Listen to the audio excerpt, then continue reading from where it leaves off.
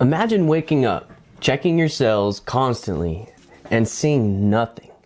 The buy box, gone. Your sales, tanked. And your stress levels, at the roof. Then, out of nowhere, the buy box is back. Boom. Just like that. Well, a lot of us don't have to imagine, because that's exactly what we went through just a few weeks ago. But here's the real question. Can we even trust Amazon again after that? Or is it something way bigger than any of us can imagine? Because when I listened to what some more experienced sellers were talking about with what Amazon was really doing, it might change the way all of us sell on Amazon. Here's where things get really interesting. Amazon didn't just randomly remove the buy box. No, they were testing something. During the great buy box apocalypse of 2025, some books had multiple buy boxes. One for FBA and one for FBM. And that's a game changer if it becomes permanent in the future. Why? Because this could be giving merchant sellers a lot more visibility and suppressing more FBA sellers. Not to say we won't get sales, but we will now have more competition. We won't just be disregarding FBM sellers anymore. We'll be considering their price a little bit more because they're now our competition.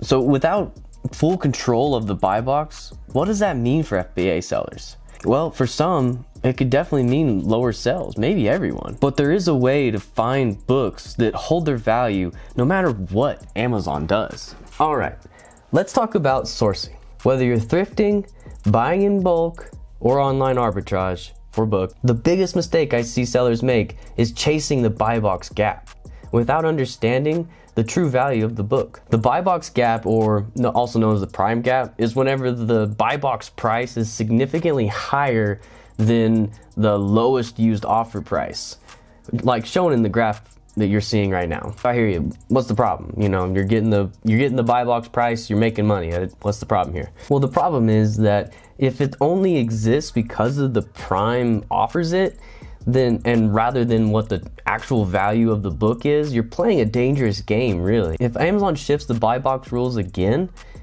and the buy box just disappears overnight, then you're left with what you thought was a high-priced book, but turns out it was just a low-priced book. So in order to protect yourself, if you haven't already, you need to start learning Keepa graphs and start learning how to be able to read them. Keepa, if you don't know, is just a tool that shows you the past historical data of each product in Amazon. And when you're looking at these graphs, you're going to want to look for the products where they don't really have a buy box gap. Or if they do have a buy box gap, that you're still willing to sell at that low price. Because from now on, maybe whenever you're looking at a Keepa graph at least, maybe even make that buy box disappear to where you're only seeing that black line, which is the lowest used offer price. But here's the thing, I'm gonna be completely transparent. During this buy box apocalypse, my sales took a hit too. So is there anything we can actually do to protect ourselves from Amazon doing this again? If the last few weeks didn't wake sellers up, I don't know what will. Because whenever FBA sellers were struggling so much, who was thriving? Well, that was the FBM sellers. They saw an increase in sales. This tells us one thing, that if you can, start selling a little bit of FBM. That way you're not entirely at the mercy of Amazon because they're holding all your inventory. At the very least, you at least have your inventory at your house. I understand that takes, space and everything, and that's why I didn't do FBM. And whenever the apocalypse happened, I didn't have FBM or at my house or in Amazon selling. But now I'm going to be shifting a little bit towards that. Maybe not completely, because FBA, it's the way to scale. But there is one other way that you can protect yourself inside of Amazon. Because there was one section in Amazon that wasn't affected by this buy box apocalypse at all. Some sellers even said they had an increase in sales during this time. And I'm talking about the new buy box. So if you're selling new products, you didn't feel this hit at all. It never even hit your radar.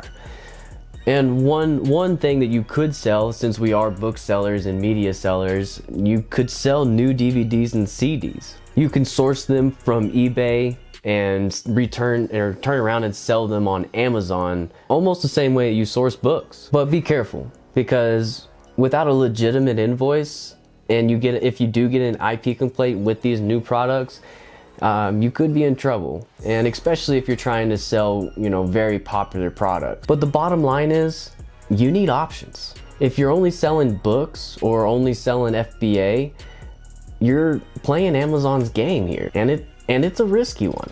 But what if you could take the game completely away from Amazon?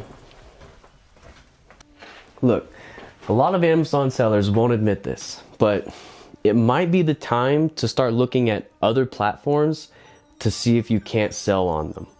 And congruently with Amazon. Don't just ditch Amazon completely. I still think Amazon is viable, but for a backup plan, you might want to look at other platforms. During the buy box crisis deal, my Amazon sales took a hit. But you know where I was making money?